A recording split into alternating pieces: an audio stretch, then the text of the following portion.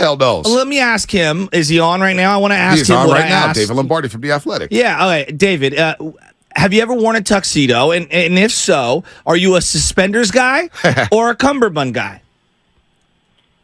The cummerbund is out of style, I feel that's old school, isn't it? I have worn a tuxedo, but I'd be more of a suspenders guy. Yeah, I wore the suspenders last night, and it was a great look. No, he was. Hey, I was proud of Shasky. Now, he didn't know how to put the bow tie on, even though it was clip-on. He had the suspenders on wrong. So that's why I came in, David, as the big bro to help him out there. And, he looked good. He actually outshined me in his tuxedo. I was a little jealous. Maybe I had to go the suspenders route. But, let's talk some Niners and Rams. This is a big week. Hell yeah. L.A. versus the NorCal. They've had our number, whether it's the Lakers over the Warriors or the Dodgers over the Giants or the Rams winning that one big one in January, despite the 8 straight regular season wins the Niners have had over McVay and the LA Rams. Very surprising win from them. But let's start with Drake Greenlaw, who missed practice yesterday. Drake Greenlaw's a great player. Sideline to sideline, borderline reckless, but he does get nicked up at times. What's the plan if he can't go this Sunday against the LA Rams? Let's start there, David. Well, they didn't have him when they beat the Rams down there last year in Week 8. He was hurt. Warren Burks was the second linebacker and played a nice game. So it's going to be big on the linebackers because the Rams have not been able to block the 49ers mano-a-mano up front for forever, right? I mean, 49ers defensive line has had the advantage over the Rams O-line for years now. So the Rams will go to a quick game. It's not going to be like the Seahawks game where Stafford was only pressured 5 times. The Seahawks just don't have a pass rush that's competent, in my opinion. Yeah. So the linebackers are going to have to play downhill. They're going to have to be ready for those short passes, and they're going to have to hit hard, tackle well in front of them. And last year, Warren Burks did a great job in Week 8, but I don't think that Drake Greenlaw is going to miss this game. No, he'll be there? He was running off on the side. Yesterday. He was dancing a little bit. He looked totally fine, and Shanahan said that was wear and tear. They didn't even really classify it as a acute injury. They just said that it seemed to me they're keeping him out of Wednesday's practice to just get a little bit more recovery in. But I do believe that Drake Greenlaw is going to play on Sunday. This is a star-studded team, and you're a very analytical individual because I feel like you love data and algorithms and things like that. So I'm sure you're tracking these in terms of like engagements, interactions, clicks online. Kittle's a superstar. CMC's a superstar. Nick Bosa, Debo. I mean, it's star-studded. Is the most beloved guy by the fans Brock Purdy already on this team? Already? Well, the quarterbacks always move the needle more than anyone else in the NFL. That's something I've learned since day one of covering the NFL. Right. We might love football. We might love talking about the second offensive lineman or something like that. But fourth string, fifth. I know there's not a fifth string quarterback, but if there were a fifth string quarterback, it would move the engagement needle more than Trent Williams. It would. It's just kind of how it works in the NFL. I just think that Brock Purdy's story is really compelling because he literally came from the last selection of the draft, number 262. So, people will see an underdog story just because of that. Now, I think that people hang on to the draft value or the draft pick selection a little too far past the actual event date, right? Brock Purdy, for all that we've seen now over the course of the past 2 seasons, has some physical characteristics of a first rounder. And it just so happened that he was drafted down at number 262, but he's got an elite burst, for example. We saw the scrambling ability against the Pittsburgh Steelers this past week. So,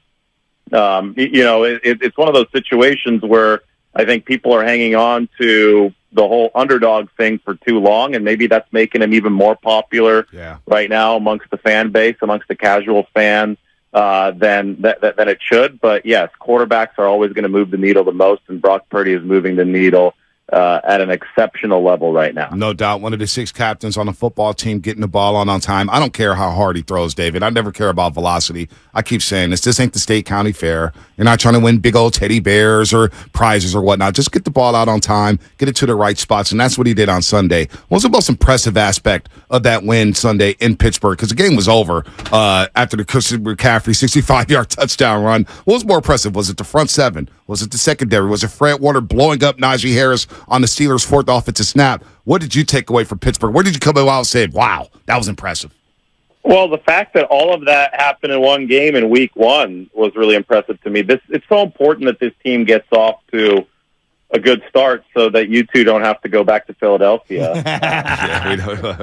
in January. No, but seriously, it's the 1 seed is a big deal. Yep. And it's something that the 49ers are good enough to be talking about the 1 seed. Like, if this were any other team that put on a good performance besides maybe the Niners, Eagles, Cowboys, one of the top tier teams that hasn't really done it, and the 49ers have done it more than those other teams in the postseason in recent years. 3 out of 4 NFC championship games, they've been participants in them. So 1 week is enough for me to say, okay, this team's legit. They already have the track record behind them. They've already documented this over the past several years.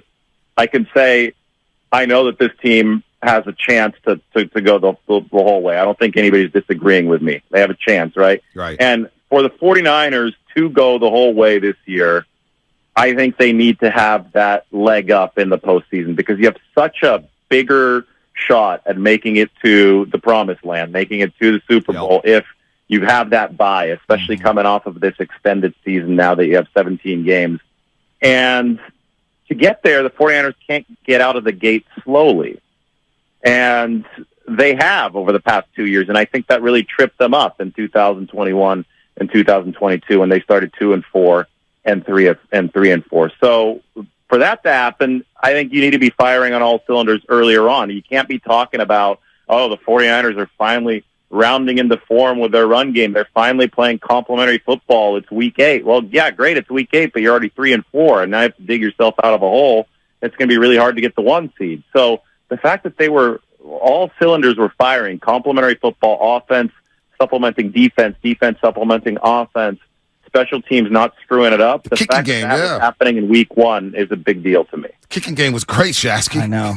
David Lombardi with us from The Athletic. David, you covered Stanford football back in the day, and I was actually going through some of our old tweets back and forth, me, you, and Bonte, regarding Christian McCaffrey. And this is going back to 2015, 2016, and into 2017.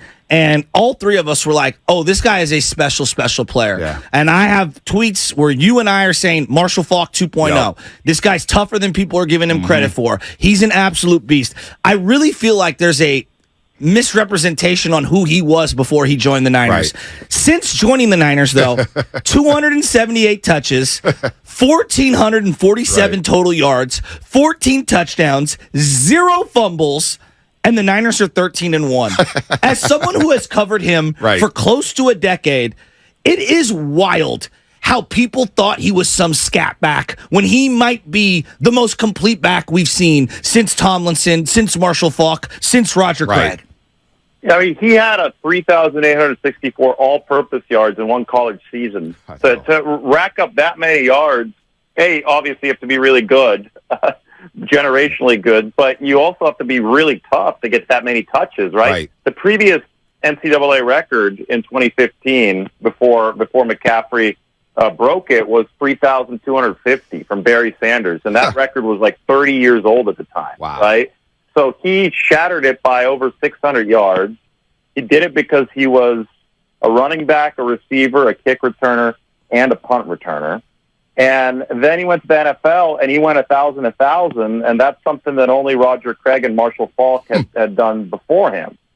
And so now he has a chance to be the first person to ever go 1,000 twice, although it probably will be tough because the 49ers are so loaded with talent. Anyway, I think that the couple seasons in Carolina where those soft tissue injuries got McCaffrey might have just hurt his reputation because it wasn't a lack of toughness. There were soft tissue injuries. It wasn't like he was getting beaten up on the field and he couldn't continue playing. He just had bad luck. I think one of them was a hamstring that kind of lingered, and it wasn't an issue back at Stanford. It wasn't an issue early in his career at Carolina. It was just an issue right before the 49ers traded for him. So I think that, it's just one of those things where people see it and are like, oh boy, they're using Christian McCaffrey too much. The same thing that happened in Carolina is going to happen, but that's not really what happened in Carolina. He just Yeah. Ran into the called a fluke because injuries happen in football, but he ran into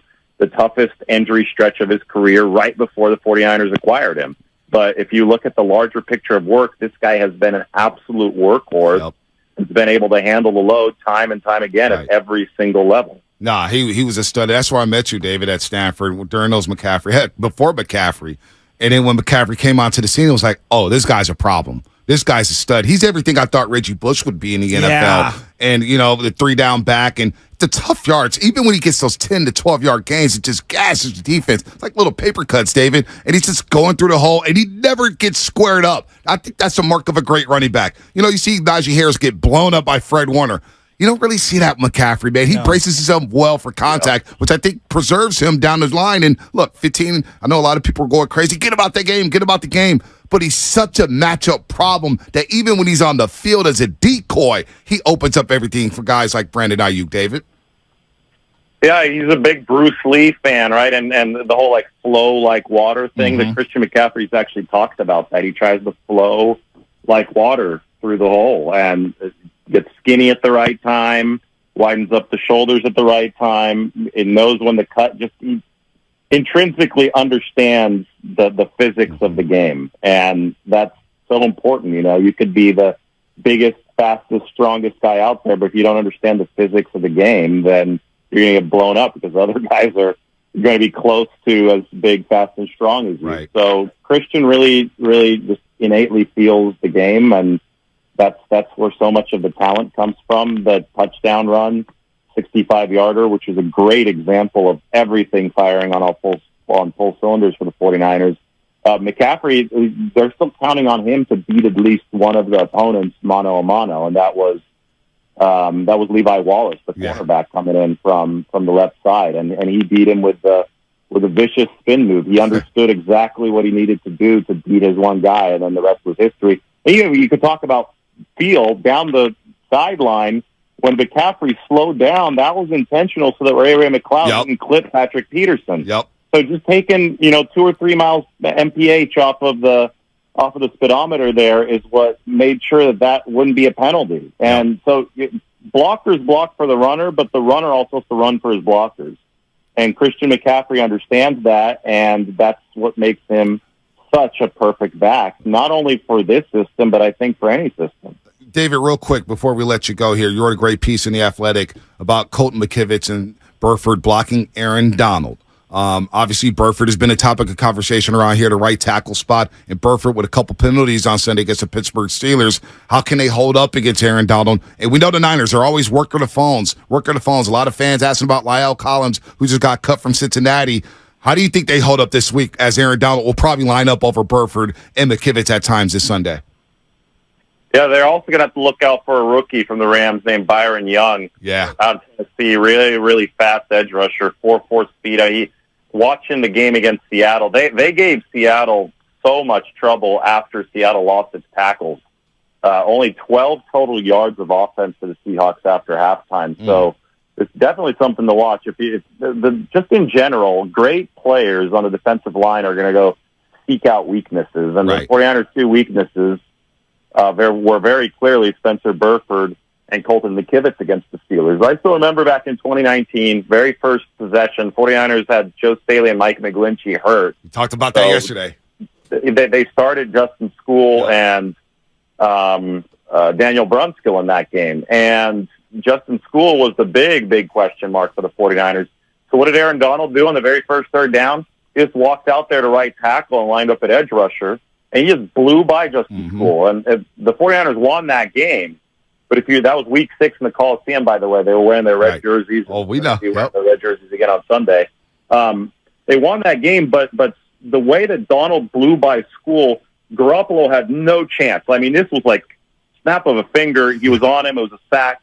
The 49ers had to go to max protect the rest of the game. So it was one of those games where there was, George Kittle was standing back. He made a couple catches downfield, but they really had to put shackles around the offense to help out right tackle, and it limited the explosiveness. And the strip sack against the Steelers, that was a play where Colton McKivitz got beat by T.J. Watt, Spencer Burford committed a face mask penalty on the same play. They had something cooking downfield. Brock Purdy was waiting for something to develop downfield that would have been a big play, but it couldn't have been a big play because he got sacked. So it's so important for the explosiveness level of this offense for guys like McKivitz to hold up on these plays. And you don't want to have to dedicate extra help there too much, because then you're really, really just cutting the legs out from underneath the offense. Yeah, no, that's a great point there, and that's something we'll be watching on Sunday when the Niners take on the Rams in those red jerseys. Should be a lot of Niner fans down there in L.A. and a fun game. And you're right, the sense of urgency here for the 49ers, not playing that extra week in the wild card round is going to help them down the road here. So should be a great game on Sunday. David, thanks for the time as always. Keep up the great work. Thank you, David. At The Athletic. Yeah, thank you. Have a good day. You too. David Lombardi here on the Morning Roast. By the way, I got to do this right now because I don't, I want Baby Chess to have her father around. Niner Cartel. Listening to you on the radio right now. Give us a